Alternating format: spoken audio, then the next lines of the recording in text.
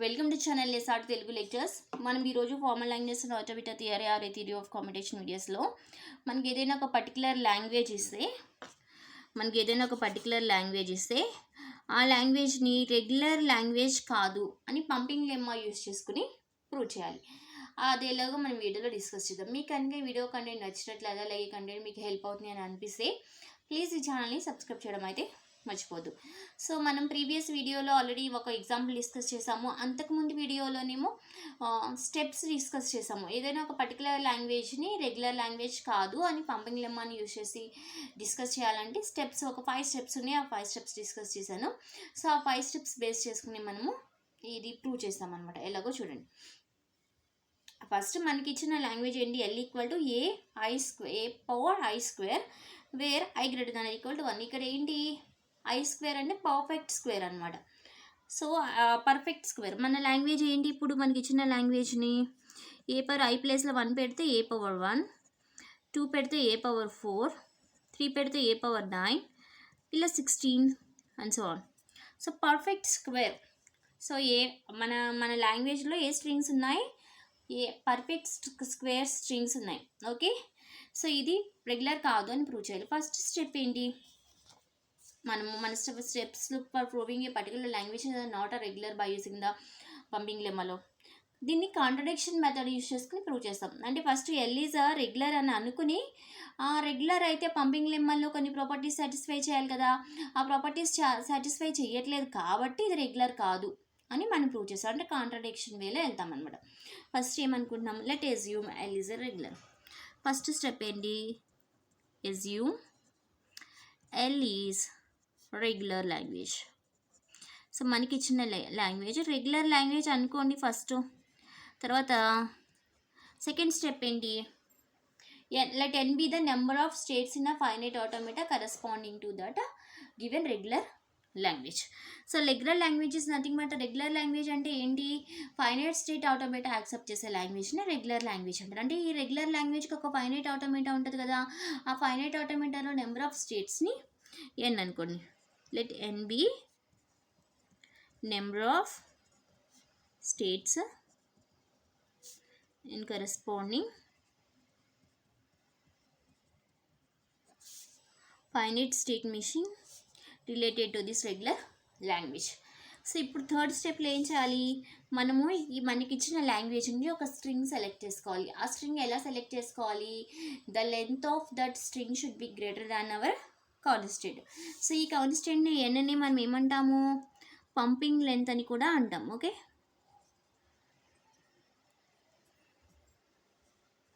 So string w equal to let that string is n².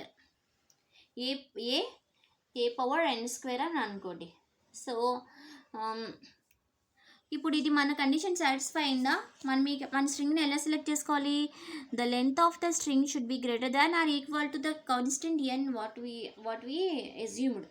ఇంతకుముందు మనం ఏమనుకున్నామో ఒక కాన్స్టెంట్ n లెట్ n మీద number of states in the finite automata అని అనుకున్నాం కదా. ఆ n కంటే కూడా మనం సెలెక్ట్ చేసుకున్న స్ట్రింగ్ యొక్క length greater are equal to ఉండాలి.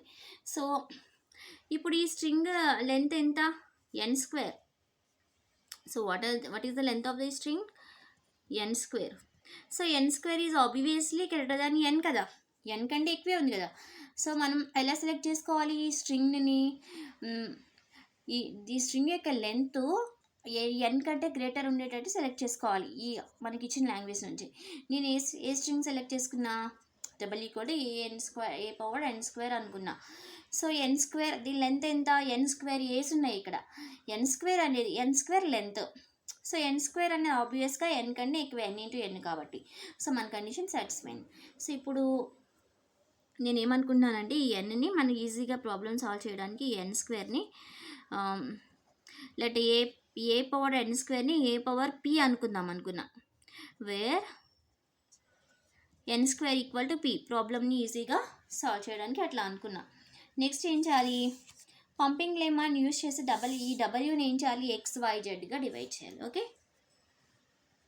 Let divide w = XYZ such that two condition satisfy చేసుకుంటే డివైడ్ చేయాలి. Length of the X Y less than are equal to AN and length of the why should be greater than 0. ఈ two condition satisfy చేసుకుంటా ఈ డబ్ల్యూని X Y జెడ్గా divide చేయాలి. So ఇప్పుడు W is nothing but a power P. సో దాన్ని ఎలా డివైడ్ చేస్తామో చూడండి. Let X equal to A power p minus m and y equal to a power r, z equal to a power m minus r. ఇలా అనుకోండి. So ఇలాగే ఎందుకు అనుకున్నా మీకు మీ ఈ టూ కండిషన్ సాటిస్ఫై చేసుకుంటూ మీరు ఎలా అయినా అనుకోవచ్చు. So length of the why should be greater than 0. A power r అంటే ఆర్ ఈస్ ఏదో కాన్స్టెంట్, ఆ కాన్స్టెంట్ అనేది obviously greater than 0. Where r greater than 0 అని అనుకోండి. ఓకే, ఇప్పుడు మన కండిషన్ సాటిస్ఫై అయిందా? లెంత్ ఆఫ్ ద ఎక్స్వై ఏంటి? P minus m plus r. P అంటే is nothing but n square minus m plus r. ఇవన్నీ కాన్స్టెంట్స్, ఎం ఆర్ అనేవి. So ఆబ్వియస్గా లెంత్ ఆఫ్ ద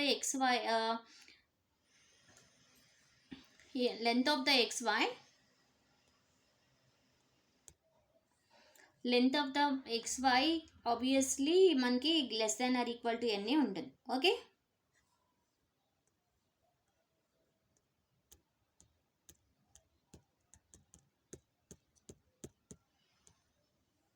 నెక్స్ట్ మనం ఏం చేయాలి? నెక్స్ట్ స్టెప్లో ఇంటీజర్ ఐని ఏదో ఒక ఇంటీజర్ ఐని సెలెక్ట్ చేసుకుని ఆ ఇంటీజర్ ఐని ఏం చేయాలి? ఐ ప్లేస్లో పంప్ చేయాలి. పంప్ చేసి రిజల్టెంట్ స్ట్రింగ్ మనకి లాంగ్వేజ్లో లేదు అని ప్రూవ్ చేయాలి. సో నెక్స్ట్ ఏం చేద్దాము? W equal to X Y I power Z let I equal to 2. So ఇప్పుడు వై ప్లేస్లో 2 ప్లేస్ చేయండి. అప్పుడు ఇది ఏమవుద్ది? W equal to X Y square Z. That means X Y Z into Y అని రాయొచ్చు కదా. ఎక్స్ వై జెడ్ అంటే ఏంటి? డబ్ల్యూ అంటే ఏంటి? A power p and y is nothing but a power r. That means a power p plus r. A power p అంటే nothing but a power p nothing but n square. A power n square plus r. So ఇప్పుడు n square is అంటే ఏంటి? Perfect square. ఇప్పుడు మనం perfect స్క్వేర్కి ఏదైనా ఒక integer add చేస్తాం అనుకోండి. సపోజ్ 4కి ఒక ఇంటీజర్ యాడ్ చేసుకోం అనుకో 5. ఇది ఎల్కి బిలాంగ్ అవుతుందా? అవ్వదు. లేదా 9కి అగైన్ ఇది పర్ఫెక్ట్ స్క్వేర్ అవుతుందా? 5 అవ్వదు. నెక్స్ట్ 9కి ఒక 2 యాడ్ చేశాను అనుకో 11. అగైన్ ఇది పర్ఫెక్ట్ స్క్వేర్ అవుతుందా? అవ్వదు. అంటే ఎన్ స్క్వేర్కి ఏదైనా ఒక కాన్స్టెంట్ యాడ్ చేశాను అనుకోండి, అది అగైన్ పర్ఫెక్ట్ స్క్వేర్ అవుతుందా? అవ్వదు. ఒకవేళ పర్ఫెక్ట్ స్క్వేర్ అవ్వట్లేదంటే నా లాంగ్వేజ్కి బిలాంగ్ అవ్వదు. సో ఇది మనం పవర్కి రైస్ చేసినప్పుడు, వైని పంప్ చేసినప్పుడు రిజల్టెంట్ స్ట్రింగ్ కూడా according to the pumping lemma మన లాంగ్వేజ్కే బిలాంగ్ అవ్వాలి. కానీ ఇక్కడ అవ్వట్లేదు కదా. అవ్వట్లేదు అంటే ఏంటి? మనం చేసుకున్న ఎగ్జామ్షన్కి రాంగ్. అంటే మనం ఏం ఎగ్జామ్ చేసుకున్నాము? L is the regular language అని ఎగ్జామ్ చేసుకున్నాము. అంటే కాంట్రడిక్షన్ వచ్చింది. మన థీరంకి కాంట్రడిక్షన్ వచ్చిందంటే ఏంటి? మన ఎగ్జామిషన్ రాంగ్ అని. మనం ఏం ఎగ్జామ్ చేసుకున్నాము? ఎల్ రెగ్యులర్ అని ఎగ్జామ్ చేసుకున్నాము. అది రాంగ్. అంటే L is not a regular language. Therefore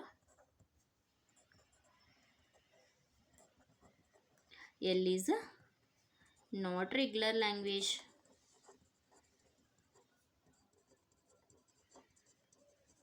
so ఈ విధంగా ప్రూవ్ చేయాలన్నమాట. మనకి ఇచ్చిన లాంగ్వేజ్ రెగ్యులర్ లాంగ్వేజ్ కాదు అని.